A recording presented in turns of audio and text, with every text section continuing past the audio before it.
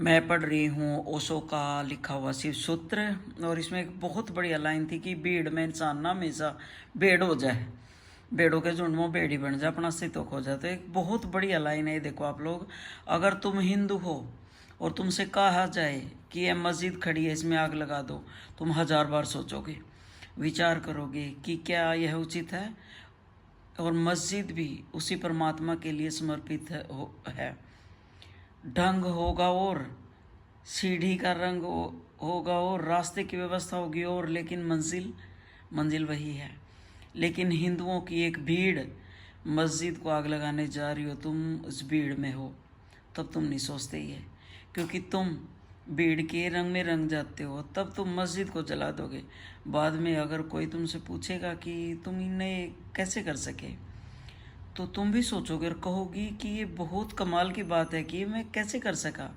अकेले तुम ये नहीं कर पाते, लेकिन भीड़ में तुम खो गए, क्योंकि खोने की तुम्हारी आदत है।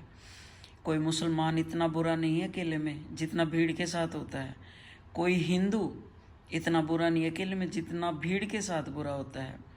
किसी अकेले आदमी ने इतने पाप कभी नहीं किए जितने भीड़ ने पाप किए। क्यों?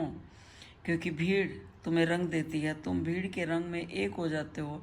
अगर भीड़ क्रोध से भरी है, तुम अचानक पाते हो कि तुम्हारे भीतर भी क्रोध जग रहा है। अगर भीड़ रो रही है, चीख रही है, चिल्ला रही है, तो तुम रोने चीखने लगते हो। अगर भीड़ खुश है, तब तुम अपना दुख भूल जाते हो और तुम भी खुश हो जाते हो।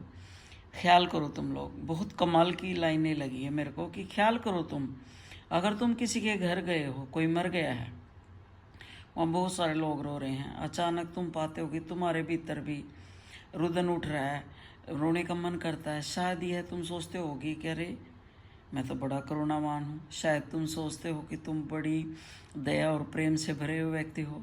शायद तुम सोचते हो कि सहानुभूति के कारण आंसू आ रहे हैं, तो तुम गलती में हो, क्योंकि घर भी तुमने खबर सुनी थी कि वह आदमी मर गया, तब तुम्हें कुछ भी नहीं हुआ था क्योंकि तुम अकेले थे। तब तुमने सोचा कि ठीक है, मरना जीना लगा ही रहता है, बजाय इसके कि आदमी मर गया इससे तुम्हें दुख होता, तुम्हें यही झंझट आई होगी कि अब जाना पड़ेगा, संवेदना प्रकट करनी पड़ेगी और 2500 दूसरे काम थे। अब यह एक और उपद्रव बीच में आ गया और यह आदमी भी था ही ऐसा, बेवक्त मरा। कोई वक्त आज मरने का। तो सब भीड़ में इंसान का क्या हाल होता है। आगे देखो कि तुम्हारे विचार रहे होंगे ऐसे, लेकिन जब तुम उनके घर पहुंचते हो, तो ये आप लोग सोचना, तो वहाँ तुम लोगों को रोते हुए देखोगे। भीड़ जहाँ वहाँ दुखी हो रही होगी, तुम अचानक पाओगे कि तुम्हारे भीतर भी बड़े दुख के भाव उठ रहे हैं। ये भाव दो कौड़ी के हैं और बहुत खतरनाक है, क्योंकि भीड़ तुम्हें रंग दे रही है। तुम अपने को बचाना, ऐसी सहानुभूति किसी मतलब की नहीं, और जब भीड़ से आती हो और तुम्हारे हृदय से ना आती हो। तुमने देखा कि दुखी बेचैन परेशान लोग भी होली के हुल्लड़ में बड़े बड़े आनंदी दिखाई पड़ते हुए नाचने गाने लगते हैं, गुलाल उड़ाने लगते हैं। जिनकी ज़िंदगी में कोई रंग बिल्कुल भी नहीं, और जिनकी ज़िंदगी में कभी कोई खुशी और कोई गीत नहीं देखा गया, अचानक रास्तों पर रंग फेंक रहे हैं। हुआ क्या है इनको? यही आदमी कल चला रहा था मरा मरा, इसका पैर भी नहीं उठ रहा था, इसकी ज़िंदगी ऐसी थी जैसे सोई हुई, और यही आदमी आज नाच रहा है। भीड़ ने रंग दिया है इसे।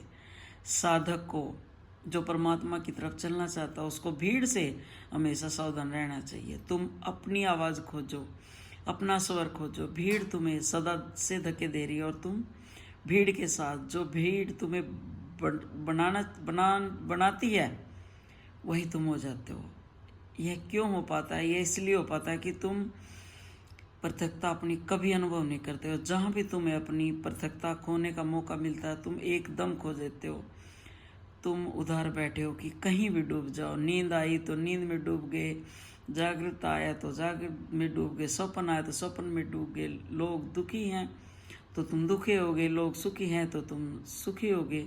तुम हो या सिर्फ तुम एक डूबने का बिंदु हो? तुम्हारा कोई अस्तित्व है, कोई केंद्र है?